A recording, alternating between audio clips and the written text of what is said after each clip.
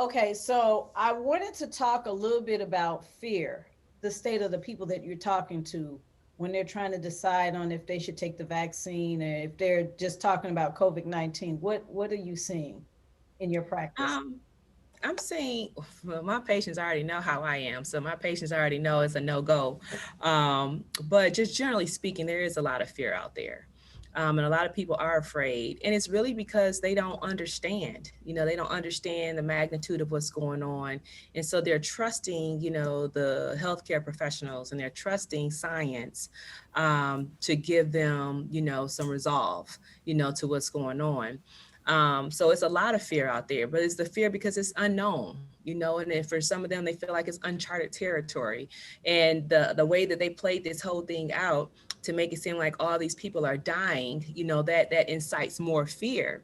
But Yes. the interesting thing was they actually, and the they, I don't know how deep the they is, but all the facets from Dr. Fauci and the FDA, the CDC, Okay. all of them. So it's a lot of layers, but they actually partner with like schools like Yale to do behavioral consultation on what can they do to get people to want to say yes to this vaccine.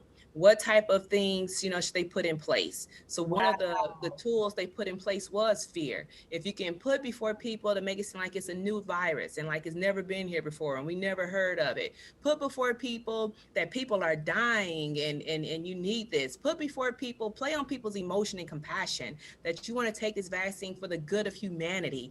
So all this was studied. And so they're rolling out their plan to try to get in your head to make you feel like this vaccine is something necessary for the common good and all this stuff. So this is all planned out. So is So, there information on the internet that they actually had oh this yeah, study? yeah, you can find that. Well, hopefully you can still find it because they've been snatching articles down left and right. They've been Okay. snatching stuff down left and right, Wow. but hopefully it's still there. But yeah, this is the type of stuff that has been going on.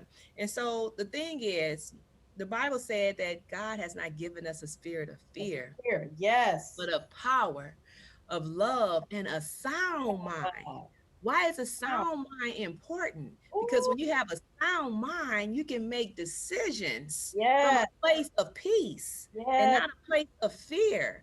So Oh, when you in a place of fear, you're going to allow fear to guide your decisions. And the Bible said fear have torment.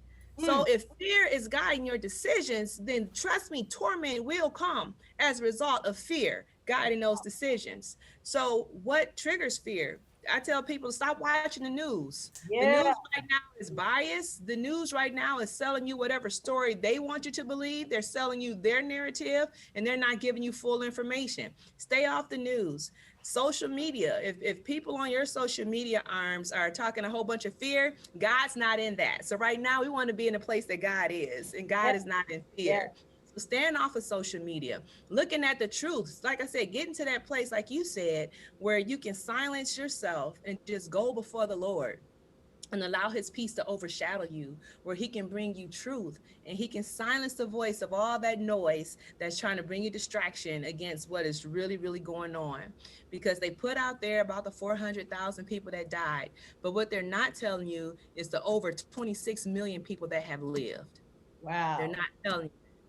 And Wow. it's actually I more hear than that. 26 million people that lived, Wow. That, because when it first came out, they were not even testing everybody. The only people that were getting tested were those who were sick enough that they had to be admitted to the hospital. So that means it's more millions of people out here that have lived. And looking at the numbers, over 99% of the people recovered. And since I put my video out, they took that information off of CDC, so you can't find it anymore. So you wow. just got to Yeah. look at that. Even from the for African American communities, where they talking about how we were disproportionately affected. So that's driving some African Americans think that they got to do it and stay. But that ain't the truth. If That's we look at the numbers, even CDC numbers as of yesterday, the amount of African Americans that are dying from coronavirus is declining. It's actually going down. And if you look at small disproportionate, African Americans make up about 13% of the population, where as of yesterday, they only make up 15% of the deaths.